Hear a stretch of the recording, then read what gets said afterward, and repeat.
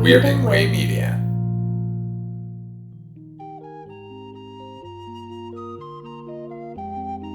Right, Mr. Walters?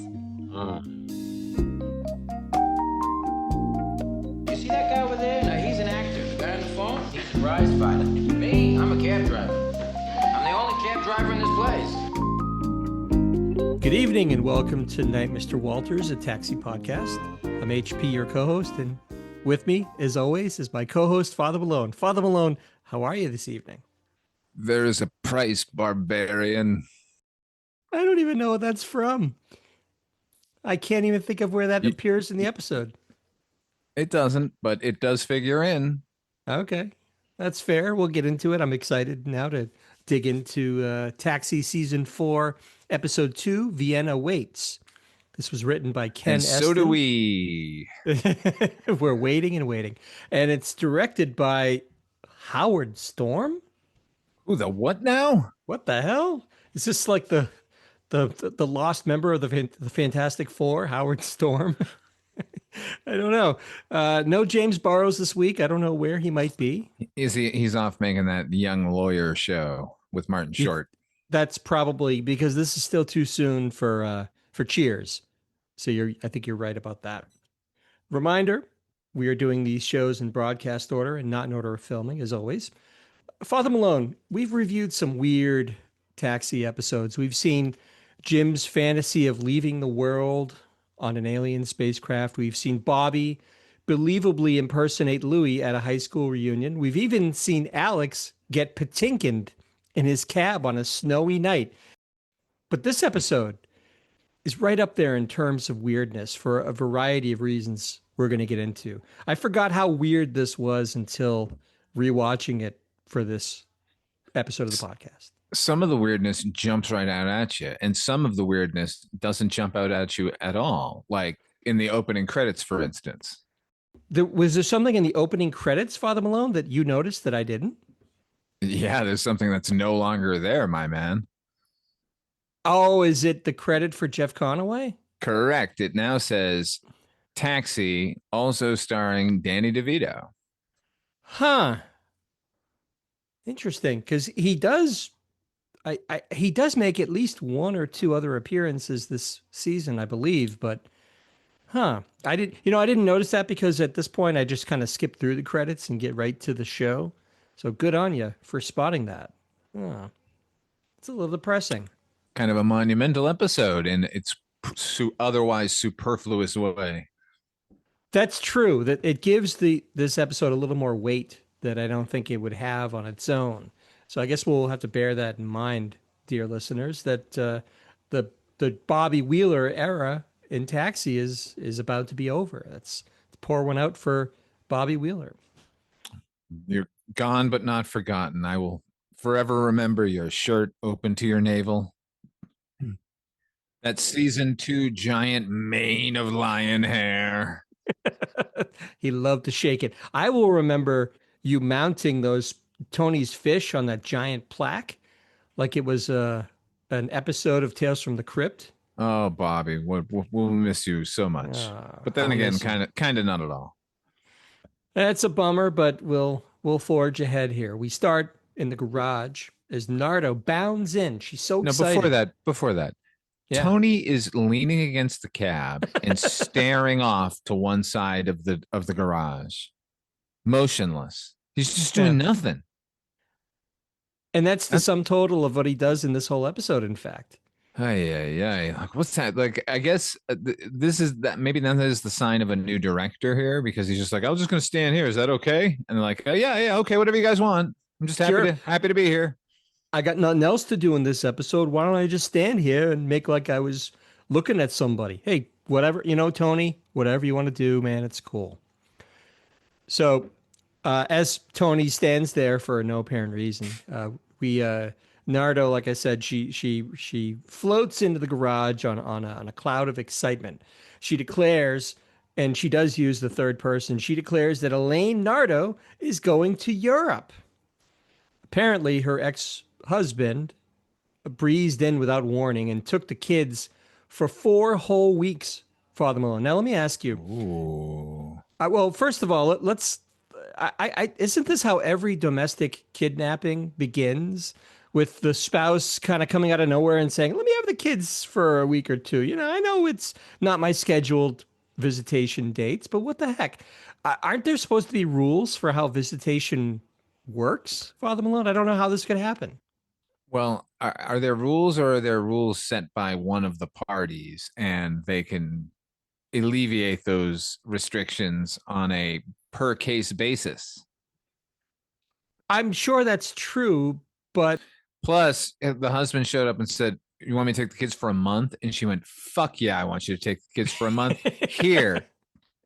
just this is the same woman who is weeping, openly weeping. I think it was the Christmas episode that the kids were with their father for the holiday. She couldn't bear the thought that these kids were going to be away from her. And now she is like, fuck yeah, take the kids. I don't care. You want them for a month? You got them for a month.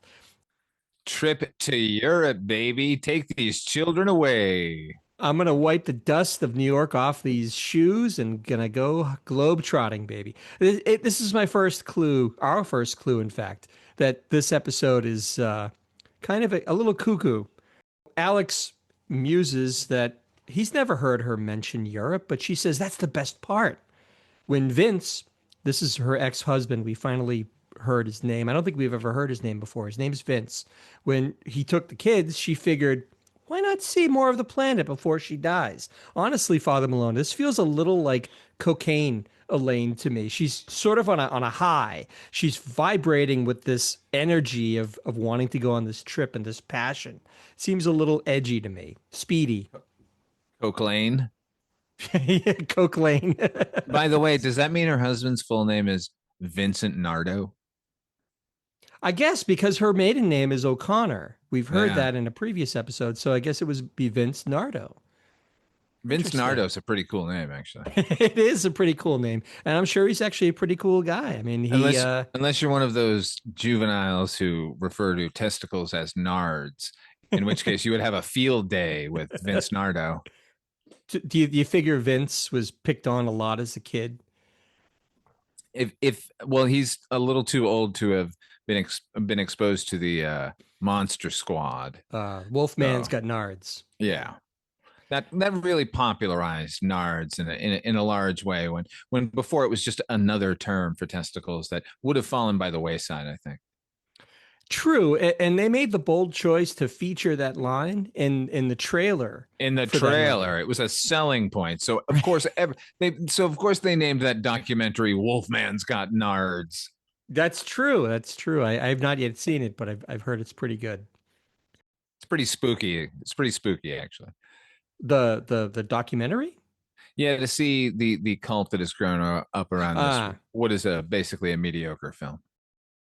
Alex wonders if Elaine shouldn't plan the trip in advance, but she says it's off season and it's cheap. In fact, she says Alex should come with her. He protests. Of course, why not? Yeah, let's go. Let's make let's paint the continent red. Let's Yeah, do it, man. Alex. Get off this continent, get over to that one. Get out of here. Alex protests, but Elaine insists that she knows that Alex always wanted to go to Europe, but Alex says he just can't do it. She presses him on the reason, and after playing a little coy, Alex says, given their history, there's always been a certain amount of attraction there. Here's the kicker, Father Malone. He says, especially you for me. Are we in a fucking bizarro world right here? On what planet would a beauty like Elaine have the hots for Alex? In this particular bizarro world, because we're going to see this pattern over and over again, where Elaine Nardo, one of the most luminous creatures on planet Earth, is going to pick troll after troglodyte after freakazoid as potential partners. Also, yes, what the fuck are you talking about, Alex Rieger? He's somehow so full of himself that he believes. Like, well, let's get into it. He goes on. Before we get there, is it that, or is it that he can't face the fact that he has feelings for her, so he's putting it on her, and then he spends the rest of the episode figuring that out? That's probably true, but why isn't Elaine going, you're full of shit. You know what? Because she threw herself at him like 3 times and then fucked with him once when he turned her down because of it. Well, the one time that she kind of messed with him was she was under psychiatric care. She I was going to know. a therapist. So Yes. And then yeah, but there was another flirtatious thing and another thing. But it's always her to him because he's smart enough not to make any move because it might be unwanted. And then that would crush him. that's true. The one with Elaine's old high school rival, uh, she did put the moves on him there just to prove a point. I don't think she really had any romantic designs on him, but she put him in his place cruelly. We already talked about, but I just think like the ego on this guy to even say those words, even if he doesn't really mean them, if he's secretly insecure, what the hell does he have to say it out loud? Yeah, why does he have yeah, exactly? Why even bring that up? Just say, there's a thing. We're friends, and people in under circumstances they end up, drunk, and we could have sex, and then that might fuck up this relationship of ours. So I'm worried about that. That's all you needed to say, you dickhead. You're right. It's the way that he says it because he's like, "Oh, come You're not going on, to be able to keep your Elaine." hands off of me, kid. Like, just keep your paws to yourself, little lady. Elaine says he's being silly, but Alex proceeds to go on about all the European women just waiting to throw themselves at a virile American stud like him. By the way, what delusion is that where Americans think they're just going to step off the plane in Europe and voluptuous Italian women are going to throw themselves at them? Because he's seen one too many, TNA movies on Cinemax. Because this is like There's the no heyday of that. Cinemax. There's no Cinemax. I guess it would be HBO at this point or Showtime. He's read too much Ernest Hemingway. That's what he's read. You think it's more literary, his fantasy material? Absolutely. He's got some expatriate fantasy where, he's been reading all of these American authors who went over there and probably did fuck a lot of women, but they were authors who were like, interesting and not a cabbie from New York.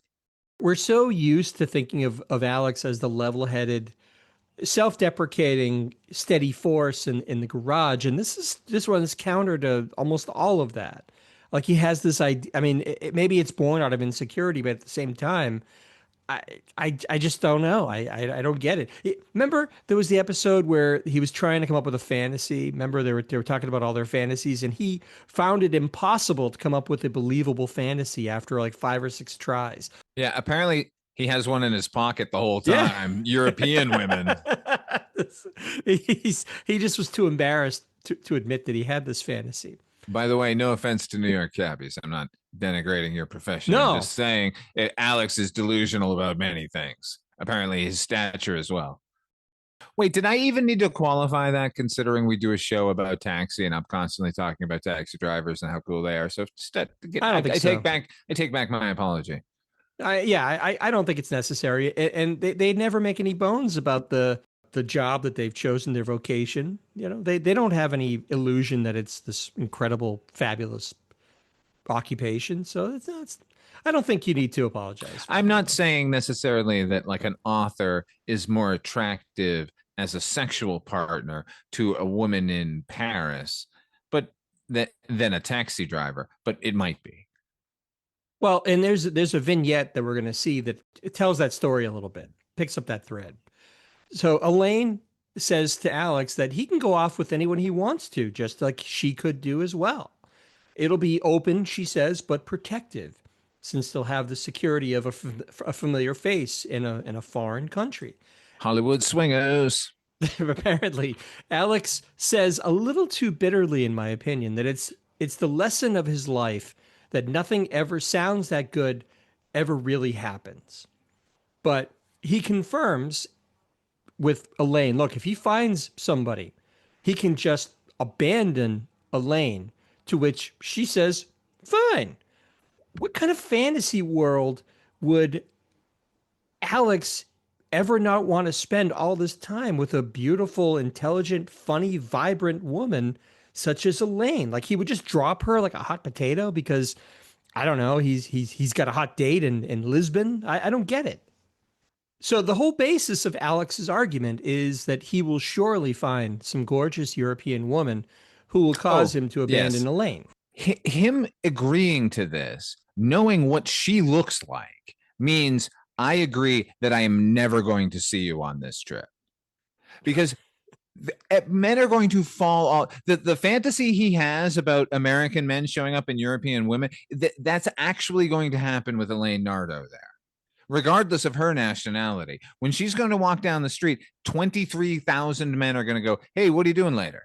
And she can just take her pick. So he should know that. Whereas he's got this idea like, oh man, I don't want to leave her all alone. What are you talking about, dummy? She will never be alone. She's barely on the plane before she's picked up her first male suitor. It's no surprise to me because she's gorgeous. But how he thought with, him being him, that he would be fighting them off with a stick is beyond me. So let me get this straight, Elaine. We're going to go to Europe, and then I won't see you for a month. Which is basically exactly what happens, although not in the way that he had hoped for. So he's still waffling a little bit, Alex, but Louis makes an announcement over the PA about cleaning the puke out of cab 415, and that basically seals it for him. He says, on second thought, and then we cut to the inside of an airplane. We did skip De Palma saying, I'll do it. Yeah, he throws himself at Elaine a little bit. The awfulness of that is, I like no. He says, I want you to see the Sistine Chapel the way Leonardo da Vinci did, and he mimes being on her back, basically. Yeah. But Elaine's reaction to it is like, you're an idiot. Get back in the cage. They all kind of break up at it because it is so fucking ridiculous. I know it's a come on and whatever, but it's so silly. Elaine can't have her cake and eat it too, though, because Louis has done some awful things to her, and that have really been real harassment, and he will do that again. She found this funny. She did. She laughs it off, and then Louis goes back into his cage. I think the lesson there is just don't engage Louis. Just ignore him. He'll go away on his own. That's true. So we cut to B-roll of an airplane that's in flight, and we cut inside. We're going to see some terrible B-roll, by the way. I don't want to bury the lead here. It's so god awful, Father HP, Malone. I could make an entire episode out of this old footage. And the army rolls in, and an octopus. Oh, I'm saving that for the big finale. What's to protect? It was great. So we cut inside, and it's they're in the airplane, Alex and Elaine, and they're commiserating during the flight. Alex furtively looks back at a woman who is flying alone. Elaine notices and encourages Alex to say hello to her. She really kind of does what they usually do, the cabbies do with Latka, which is, oh, you have a little crush. Why don't you go talk to her? Why don't you, So she pushes him to the degree that Alex finally gets up and talks to this woman. Then Alex uses what might be the worst fucking line ever. Father Malone. He says, the walk over here was the longest of my life, but the walk back will be even longer if you don't smile. There's something in me, like when a man tells a woman that she should smile or smile more, or hey, why don't you give me a smile? It rankles me to no end, Father Malone. It's so patronizing and just it's terrible. I don't know where he thought he was going to get off with this corny line. I read this proposal online somewhere. I don't know who the author was, but they suggested that the next time we get a version of the Joker, that it should be a female Joker. And unlike a guy who went through some bad plastic surgery or got his face cut up or any number of, or has a fucking mental disorder that makes him laugh uncontrollably. That's the latest, stupidest thing with the Joker. How about it's a woman who is told to smile so many fucking times that she loses her mind and decides to take it out on all of Gotham? I would see that movie. I'd see that movie too, and it would be totally justified. For the first time, the Joker would have a fucking purpose behind the chaos. It's so crazy that he lays this line on her, and then the woman rightly He tells should have Alex, punched him in the face, man. Smile. You fucking smile, sweetheart, and walk your buns back up to the fucking front of the plane, you misogynist cocksucker. It's 1980 something now. so she tells him basically to get lost. But because Elaine is watching all of this play out, Alex essentially begs the woman to sit with her for a few minutes. Can you imagine? No, It's so insane. weird. If it had been like, hey, the redhead and I have a bet, and she bet me that I could not sit here. I will give you half of the money. I'll give you $10 if I could sit. Like, if he just was wondering about saving face, then that's the way to do it. Not continuing to hit on her or clumsily going, please let me sit next to you, young lady. He could have come at it from any number of charming vectors. Like for him to say that would have taken a little bit more forethought and not make him stand there like an idiot going, can I just sit? Can I sit here for a minute? Can I smell your hair? Can I, it's just so creepy what he's doing. He does love to smell hair, doesn't he? He does love to sink his nose into a big mane of hair. He's like Crispin Glover in the Charlie's Angels movies. Right, really. So the woman threatens to mace Alex, but she pulls out this little tube, this canister, and he notes that it's only Banaka, but she sprays him anyway, and he gets it in. Now, let me pause for a minute. Do you remember Banaka? How popular it was? Everyone had Banaka all the time. We were all spraying that stupid alcohol tasting minty blah. So disgusting. This was like an oily residue that was left behind in your mouth, on your tongue, just like you want to scrape it off with your teeth. Have you got it? Have you ever had Banaka spray in your eyes? We all have done it at one point or another. I did, not intentionally. I don't think anyone did it like on purpose. It sucks. Yeah, it sucks bad.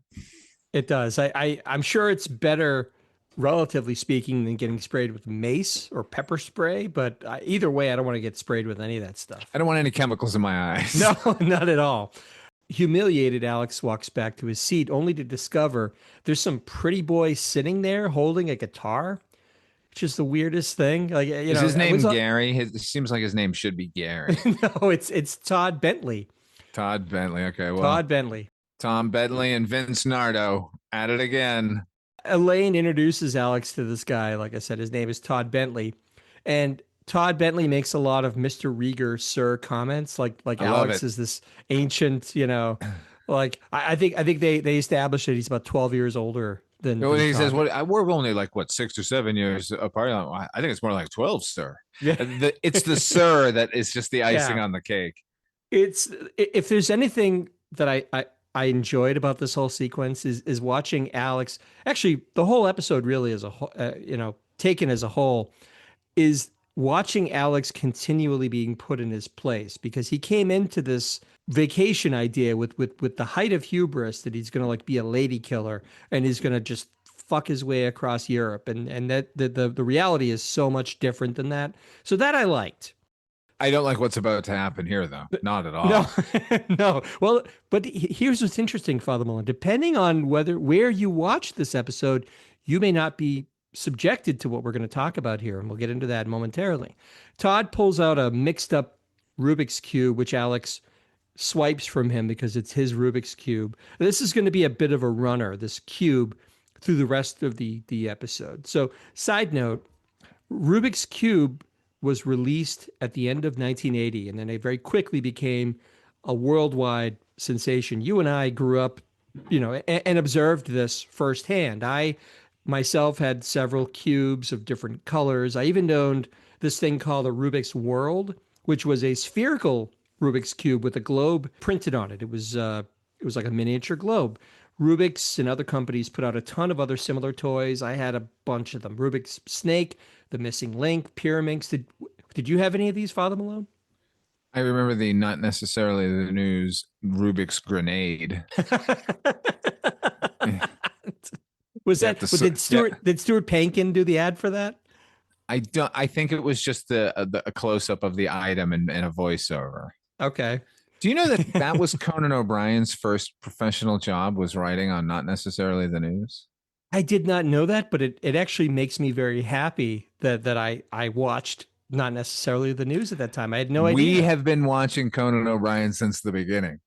I had a mini Rubik's Cube that I could Okay. not solve. We had a regular Rubik's Cube. And because of the Rubik's Cube phenomenon and the frustration that was built into that product that is on display in this Yeah. episode, I do remember an older teenaged friend of mine showing me his method of solving it, which is he took a hammer to it and smashed it to pieces. And then he just reassembled it. And it was always a little too loose after that, but it was in the correct order. I was guilty of that too. I didn't take a hammer to it, but I figured out that you could twist it in such a way that it would expose the joints in the thing, and you could kind of like take it apart. You're right though; it was ruined at that point because it was never quite as solid feeling, at that point. I have a friend named Damien who's a fantastic artist, and he's one of those speed cubers. Oh yeah, yeah, yeah. Oof, it's so He, weird. He's got a dedicated cube that he always has, like in his hands, and it's flippity flippity flippity flippity flip. There it is. Like I worked for a guy actually. He was my manager for a while, and he was a big cube guy, and he was one of these guys. He could solve a cube blindfolded, which is pretty badass. I mean, its own way. I mean, it's nothing that's going to get you a date. I don't think with it with any European gorgeous women, but the thing is, like even Damien, he's not looking while he's doing it. It's just a pattern you're doing. yeah, It turn this that many times, that many times, and you're just repeating that pattern in your head. Alex has been struggling with this Rubik's cube, and we'll see that time and time again in this episode. Elaine tells Todd that she heard him playing guitar in the boarding area, and he plays so well, Father Malone, suavely. And then he turns on. Of course, he's coming on to Elaine. He says, "There's one more song in this guitar just for you, pretty lady." And There's he one more proceeds. Vienna in here. That's right. So he starts to Blow sing. dried dick. He starts to sing the song Vienna Waits, of course, by Billy Joel, and it becomes a duet between him and Elaine. And soon the rest of the passengers on this flight, they start to take notice. And it's like that scene, Father Malone in Airplane. Do you remember when the stewardess starts I singing was that just song? thinking where the Hare Krishna lowers down from above, like he's upside down. Everyone's so delighted. Which that movie had been out for years by the time they did this episode. Were they unaware that sort of thing had already been like wildly parodied? It's just weird to me. Everybody is immediately smiling because of this hack pretty boy singing this song. Have you And ever been in like a plane lounge or a waiting area and somebody whips out the guitar and starts singing? It's these days it's usually some poor hippie who doesn't know any better and is maybe starving because he didn't have enough protein. But it's really obnoxious. Nobody wants that. The fact that everyone was just like, get out of the way. I need to see these two yeah, playing guitar. It's mental. look, I play guitar myself. I would never think to pull out a guitar in the middle of a. I mean, I've seen videos where people do this. Like they'll put on a little show for the other passengers. I got to tell you, Father Malone, if I was on a plane and somebody did that, like I would be fucking pissed. Like I'm a captive audience. I don't want to hear you play some stupid Britney Spears cover on your guitar because you think you're being funny. No. I would hurl my peanuts. And I hold those peanuts dear. Can I get a second bag? Please look at the size of me. Can I have a second bag of fucking peanuts? You used to serve fucking fish. Like I said, everybody is digging this song except for Alex, who is pouting and he's acting like a child because somebody has taken Elaine's attention away from him. It's funny because there's one passenger who keeps tapping Alex to move out of the way because they can't see this guy playing the guitar. It winds up to this big finish, and a snarky Alex twists the tuning knobs on a couple of strings before he hits the final strum of the chord, and it's all out of tune. And the guy is, oh, what happened here? And they all kind of look at Alex, who pretends not to notice. Now, here's the side note that I've been sitting on, Father Malone. We're going to get into this. This version, Drop some science. we're gonna talk some copyright issues, actually, music copyright. The version of this episode that's available on DVD omits this song, as well as any other instance of Vienna Waits, because it pops up through every transition to a new country. There's a refrain of Vienna Waits performed by this sound alike. It's not Billy Joel, it's a sound alike. Clearly, yeah. Presumably because of music copyright issues. This scene, if you're watching this on the DVD, this scene literally ends right as Elaine says, "You play so well," which is totally jarring. There's no feel that the scene is ended. It's just a hack cut right in the middle of it, right in the middle of her sentence, basically. Yeah, I have the DVD, and I think this might be the first time I've seen this episode. I'm probably misremembering. I'm sure in my youth I saw it and just didn't register. But I did remember that there had been controversy about some episodes and copyrights and stuff. So as soon as that cut occurred, I went, "Oh, okay," and I turned off the DVD and I pulled up Paramount Plus and I watched the episode properly. It's not a good way to watch the episode. And then plus, as I said, the transitions when they go from, say, London to Greece, there's a little B-roll montage and they'll play a refrain from Vienna Waits. But if you're watching the DVD, they cut in basically like, source music, like a little classical piece or some generic piece of music. I'll get into that as we talk about these things. But the preferred way, if you really want to watch this as it was intended, such as it is, you're going to want to seek out Paramount Plus, as Father Malone said.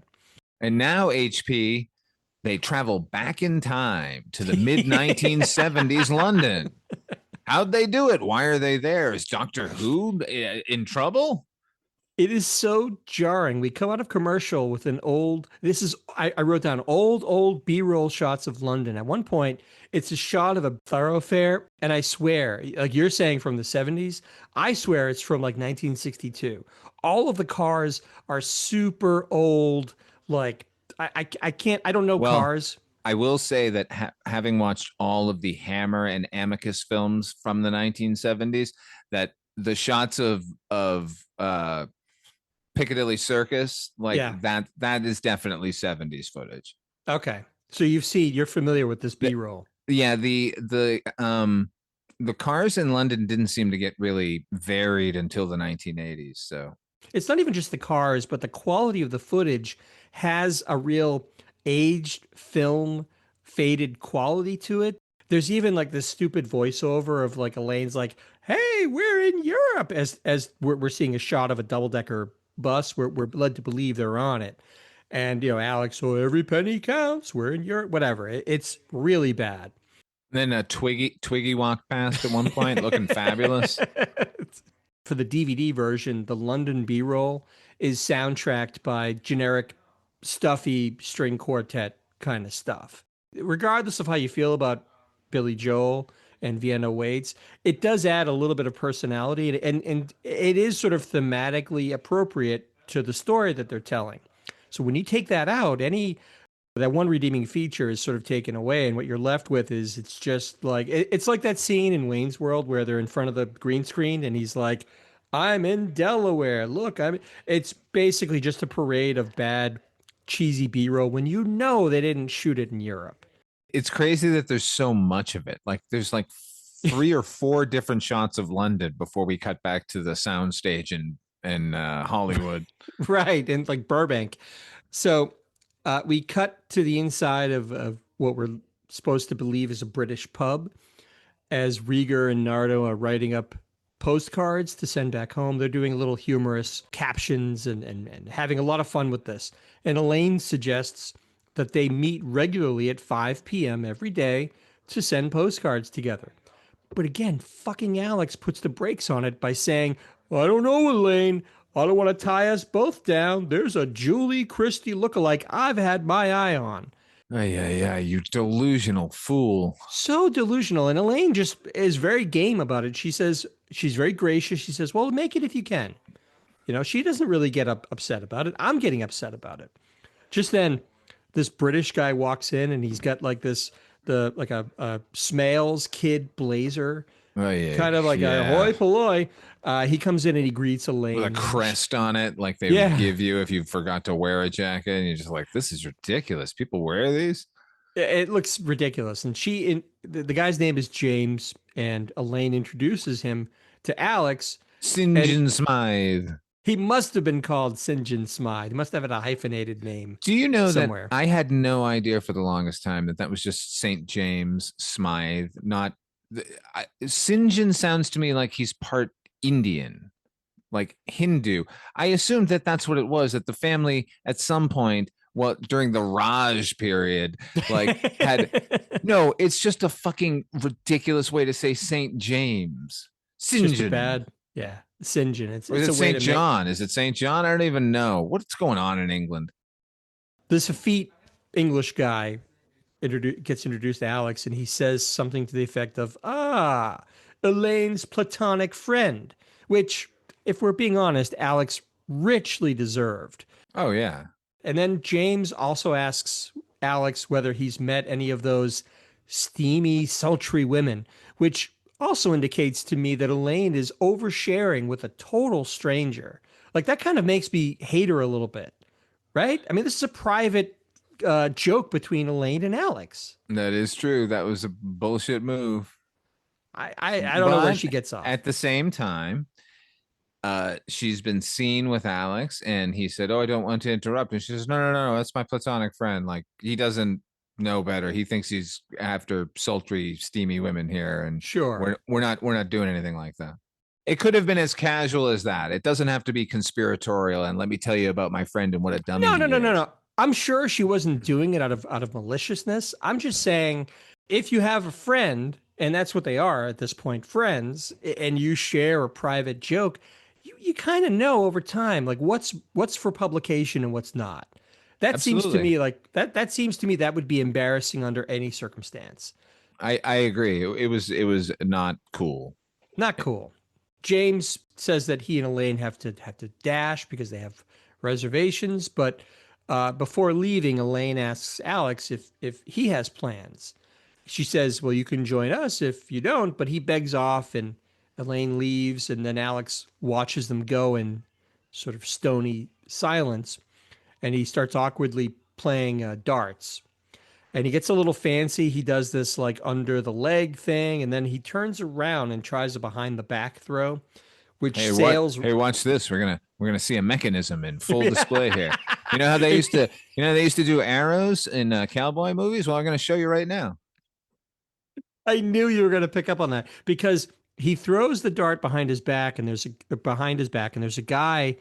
It hits a guy. The dart hits a guy facing the dartboard in his back, but you can see it's almost like the dart does this little corkscrew thing, and it thunk, it kind of. I mean, it's not a terrible effect, but It pops up from his. It just like goes boing, yeah, like goes from a 90-degree angle, like zoop. Like what? it lands in the poor They guy's didn't back. even use like a filament and like throw it across the thing. Like that's how they used to do it, where they would shoot it and it would stick into a board or something. This is the eldest method of it's already buried in your clothing and it just goes sprawling. We cut to another bit of B-roll.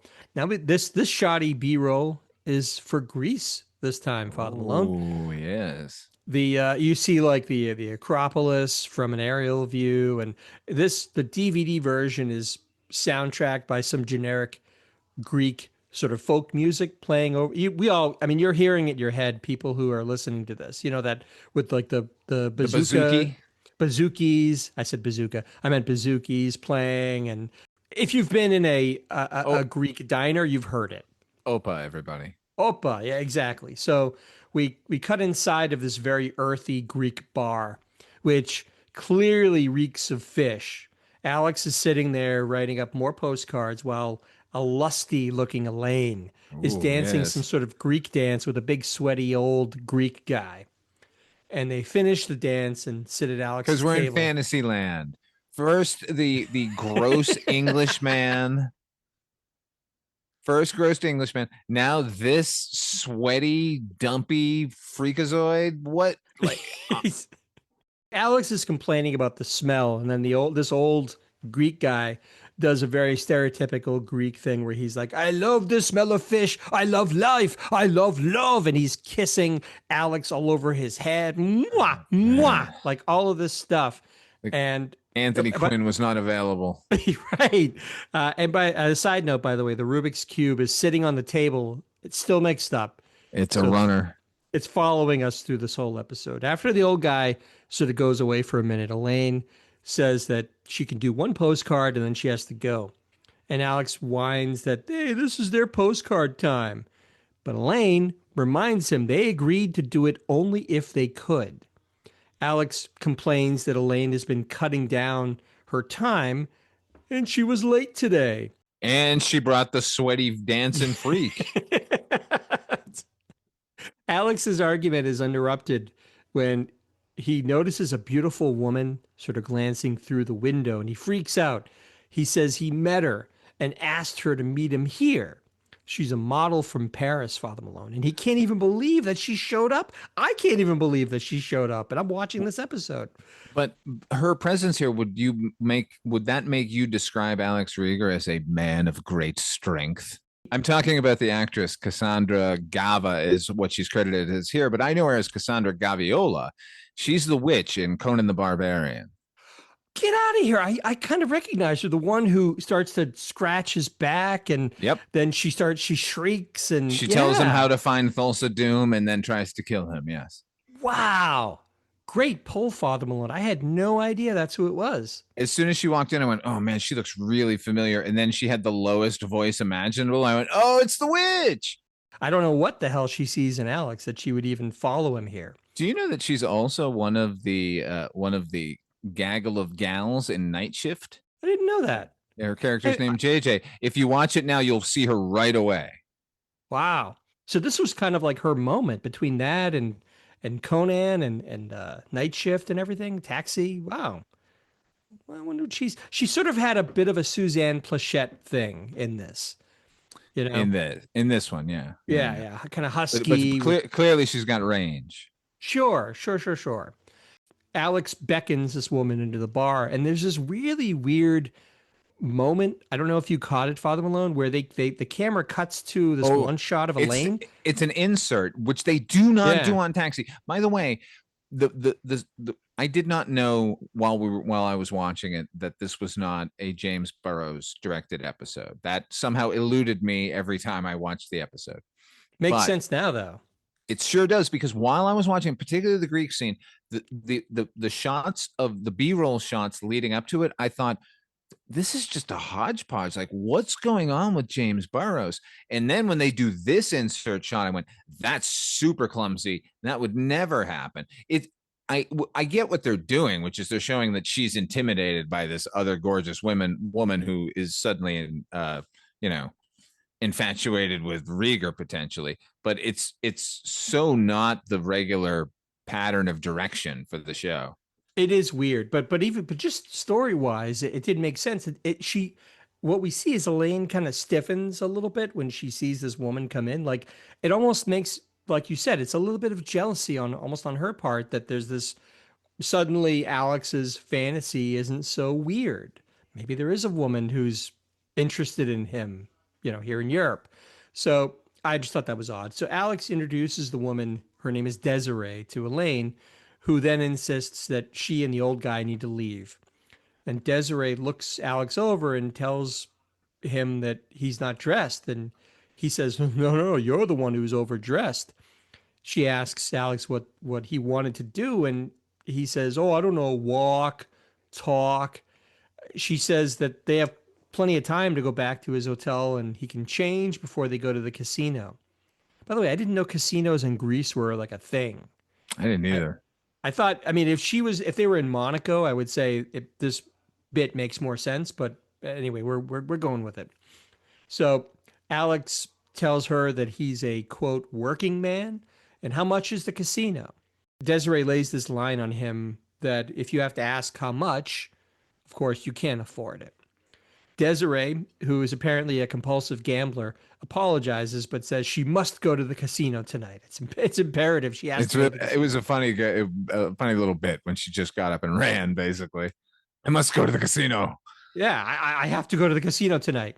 Alex gets all affronted and he says, "What kind of a person are you to just dump a guy because he can't afford a trip to the casino?" And then we get the vaudeville punchline. She's I'm French. French. I'm French. Ba-da-ba-ba-da-ba. Vaudeville. French. That's our time in Greece. We cut to B-roll of Vienna. This is another super old bit of B-roll, and it looks like it reminded me of the streets where the Willy Wonka movie was shot. The DVD soundtrack at this point is Strauss's The Blue Danube Waltz. We cut into a fancy restaurant where Alex is fretting to himself about how expensive Viennese food is. Do you know that you can look at a menu before you sit down? It's always outside the maitre d' stand. That's why it's there. If you can't afford it or you don't want to pay, don't fucking come in.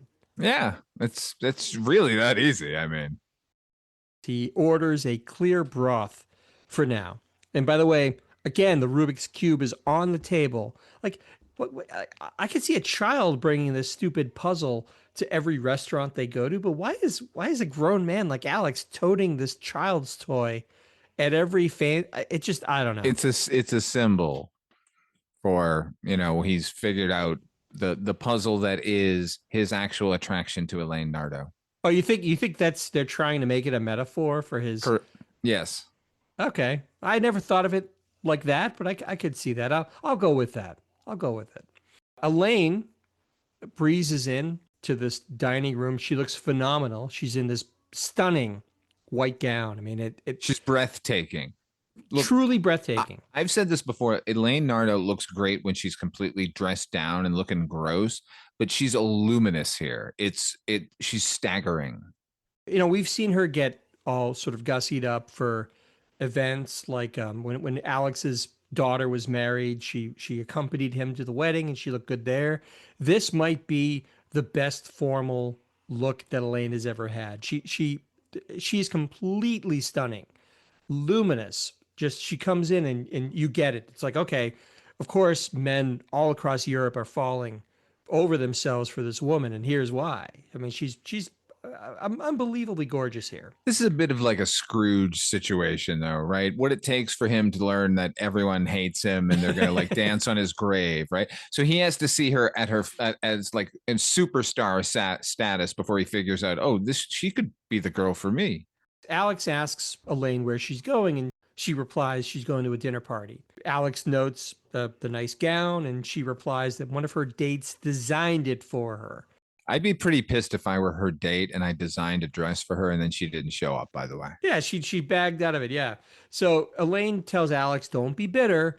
But even though he says he's not bitter, he proceeds to basically lay out his bitterness. He recounts to Elaine the guy in France that owned a vineyard that she got involved with, the guy in London who was a member of parliament, this St. John guy or whatever. Curiously, he brings up the aging Contessa in Italy who called her daughter, which makes me think that Elaine is an equal opportunity player in Europe. Are you saying she was having a homosexual affair? Possibly, but there's absolutely nothing wrong with that. I think it's fabulous. I don't know. I say she should go for it. But I think the fact that they said that she called you daughter is meant to imply that she was even adopted by this woman. I don't buy that. I think that could be a term of endearment. Yeah, I think she fully went for it. Good for you, Elaine. Yeah, I mean, some aged countess who's like, I get it, Italian women, man. Yeah, woo. Sure, why not? So, and Alex also mentions a monk who broke a 30-year vow of silence just so he could say "wow" in Spanish. They've been everywhere, man. I mean, it's pretty insane. They've been to Spain. These are things that we haven't seen in this episode, even. Been a month. A month of travel. That's exhausting, it sounds like to me. I would go to one place and I would stay there for a month.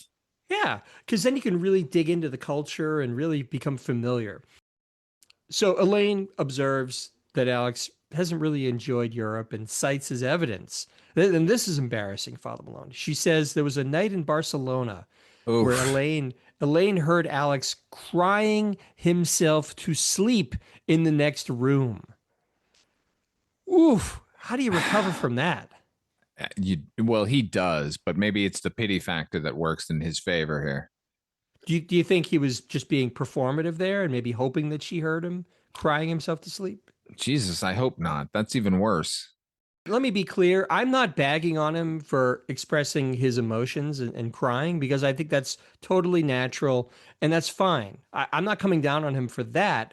I'm just saying, given the circumstance and knowing probably that Elaine was right next door, I'm wondering if there wasn't more to his breakdown than just I'm crying myself to sleep. I don't know.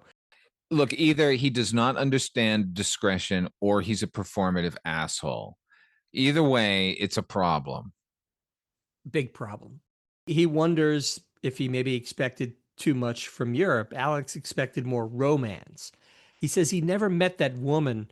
This is so Alex, this line. He says he never met that woman on a cobblestone street who, without a word of English, makes the greatest night of his life. Possibly to change the subject, Elaine notes that Alex solved the Rubik's Cube. She says, "Oh, you solved the cube. How'd you do it?" But he says he peeled the stickers off and put them back in the right order, which, to your point earlier, we've all done something like that. Yeah, Those of us who can't. including peeling the stickers off. Like that's how Yeah. I solved my cube. Elaine says to Alex that she can cancel her plans and they can spend their final night in Europe together. Alex makes another dumb statement about not knowing what might happen between the two of them. But despite all that, he's so appreciative that she's just talking to him that he thanks her for even talking to him. And she goes, "Oh," it's like this pathetic whining of Alex's is getting to Elaine. I don't understand it. She's having the month of her life, and this asshole's dragging her down. You know, this all could have been solved with a conversation before they got on the plane, which is they should have said, he should have said from the very beginning. So let's just go do this. You and me for a Yeah. month. You and me. We're going to be romantic and we're going to go do Europe. What do you think? We're going to go be different people for a month. We're going to leave those people there. We're going to come back and we're still going to be cab drivers and we're still going to be friends. But for a month, we're just going to be, living. But he's so fearful of ruining their friendship, though. I don't see that he would have been that upfront with her from the beginning. And I'm not sure she would have gone for it. You know what though? I wouldn't have waited till the last day of the trip. No, that much is absolutely true because he's been miserable. I mean, it's been a whole month of this for him, just getting kicked in the teeth while she's having the time of her life. So he should have said at some point, "Look, Elaine, I'm sorry. This isn't really working for me. Can we, alter the terms of our agreement and maybe spend more time together because this is killing me." So Elaine finds a postcard that's addressed to her. Alex fumbles trying to keep her from reading it, that she's not supposed to read it until they get home. It says that their time writing postcards was the best part of his trip. He didn't want her to read it now because he didn't want to spoil their friendship. But then Elaine reminding him. Although it would be much better to plant a time bomb that fucking destroys our friendship when we get back to the world where we actually have to fucking deal with each other every day. What a great plan you've come up with.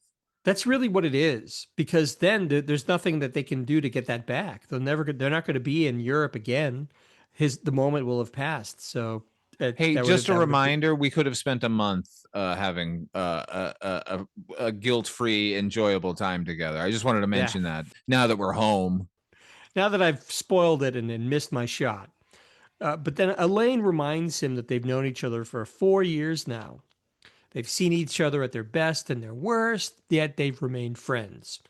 Elaine then says these fateful words. She wonders if their friendship might be strong enough to survive one night of love. Now, this being network television in 1980, nothing more need be said, but we're reading between the lines here. What she's saying is, I am giving you my permission to have one guilt-free night of sex with me, and we will then go back to our friendship as if nothing happened. Yes, that's the crude way of taking it. I took it as actual love. You know what, HB? I'm not even joking. When she said it, I went, yeah, you're right. One night of just, you two together, and it is love. You know what I mean? It is Yeah, this, sure. I don't know. I'm a I'm being romantic, I crass. guess. I'm sorry. I'm being purposefully crass, sure, At but the same time, the same romantic spark in me made me want to throw my television out the window when he didn't immediately lean in and kiss her. Like, what are you doing? What else do you need, you fucking dummy? yeah, it's all there on a silver platter for him to pick up, and he just sort of, I don't know, he doesn't take the bait as quickly One night of as anyone love. would. We're kissing now. Yeah, check Like that. please. Yeah. Let's get out of here. So I wrote down here, Alex, clearly nursing a huge erection, asks her to go for a walk, and she accepts because he's kind of leaning in this really weird way, and he's almost sort of speechless, and he says it in this funny way. You want to go for a walk? Ugh. It just gives me chills just even thinking about it. And she accepts. She's so warm and sweet, and just she really, if nothing else, she's playing the part of this woman who finds Alex charming, and she, Yeah, she's doing the fantasy. She yeah, shows up. He's in a cafe. She shows up looking fucking, from out of this world, and now she's leading him away to have sex with him. yeah. Of course, there's no lust in any of it. It's like Alex has managed to remove any of the fun that was coming with this evening. There is no lust. There's no hungrily wanting your partner. She just kind of says, I'd love to take a walk. And then they get up. They're going to do it once missionary, and then they're going to sit there all night, and he's just going to talk. It's that whole scene just played out in my head, and there's nothing sexy about it at all. At all. It was just going to be like kind of, fun for them for a second, whatever, but it wasn't going to be like a night of passion that he would have been having for a month in international climates. A lot of like fumbling. Oh, are you okay? Is this good? It would just be a lot of fumbling and awkward. And You're absolutely right. I gave it more credit than it was due. It was their first time, and it was going to be their only time, and it was going to be bad. They're into each other, at least for this one night. So good for them. I don't want to harsh their mellow in any way, but let's be honest. It's not going to be the night of passion and romance that he's hoping for. She's kind of doing him a solid in a weird way, and very sweet about it. But still, as they walk out, Alex exclaims, "I finally got a date in Europe."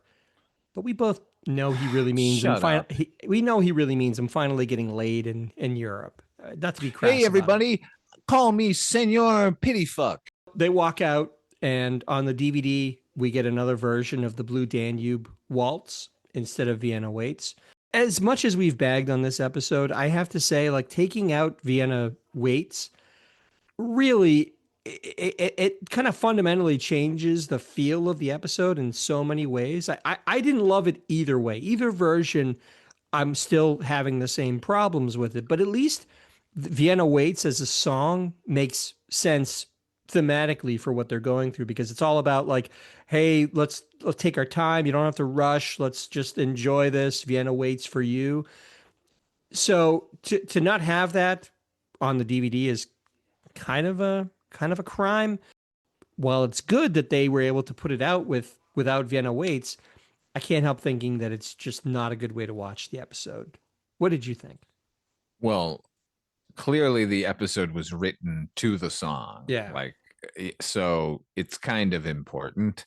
Also, I think the DVDs are a few years old now, and I'm sure that was the licensing issue then. And that's like a separate company that comes in and licenses Taxi from them to release on DVD, and then they can't afford the licensing, so that's what gets released. But I guess Paramount Plus doesn't have that problem because it's streaming. Is that the idea, that you're not paying extra for it? Well, you don't own it. It's not a physical item that you own. So maybe because you can't physically own a copy, maybe those rights laws don't apply. The licensing is different, I suppose.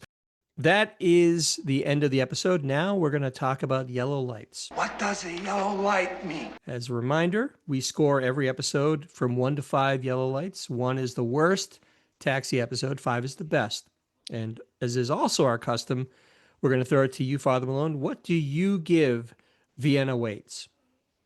I give Vienna Waits 3 yellow lights, but for the amazing appearance of Elaine Nardo at the end of the episode, I give 1 more yellow light. 4 yellow lights in toto. Are you you're giving this episode 4 yellow lights? I am shocked. I am giving 1 full yellow light just for her in that final scene and all of the side boob that I was completely focused on the entire time. I'm giving this episode 2 yellow lights, and I feel like I'm being generous, Father Malone. Well, I enjoyed this episode. I don't know what to tell you. It was so vexing to me. Everything that Alex does is so dunderheaded, and it just makes no sense to me. Alex is in this episode. Alex is a miserable asshole who gets everything he deserves, with the exception of actually getting to be with Elaine for a night. Yeah, I agree. And you know what? We haven't seen this before, and it's about time that he gets a bit of medicine. I suppose, but it felt so out of character for him that it just took me out of the episode. Every bad decision he makes just pulls me out more and more. So I figure any episode that you can continue to watch after a group of strangers on an airplane all gather around some blow-dried jerk-off from California singing a fucking Billy Joel song, then the episode deserves a yellow light because somehow they kept you involved. It's our job to watch this. I mean, even if I'm just saying, of things that were like unbelievable in the episode, that's the moment. I guess I can't argue with that, but I'm sticking with 2 yellow lights. So that's 4 yellow lights from Father Malone, 2 yellow lights from myself. That's going to do it for this episode of Night, Mr. Walters. Father Malone, where can folks find you when you're not clocked into the garage? I have a show called Midnight Viewing. It's on twice a week. We look at horror anthology television shows, and we look at series of films, mainly science fiction.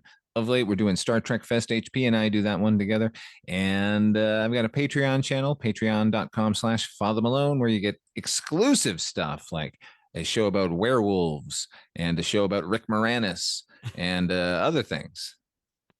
It's all good stuff. Please, please, please check it out, especially the weekly roundup with Father Malone and Ripley Jean. It's great stuff. I listen religiously every week. For myself, as Father Malone said, I'm in the midst of Trek Fest with Father Malone, where we're going over the Star Trek film franchise. That's been a delight. I host the Noise Junkies music podcast, and I also have a Bandcamp site, hpmusicplace.bandcamp.com. Thanks again for listening. Please feel free to subscribe to the podcast, write a review, or rate us. We'd love to hear from you. My email address is hpmusicplace@gmail.com. For Father Malone and myself, thanks again for listening, and we'll see you next time.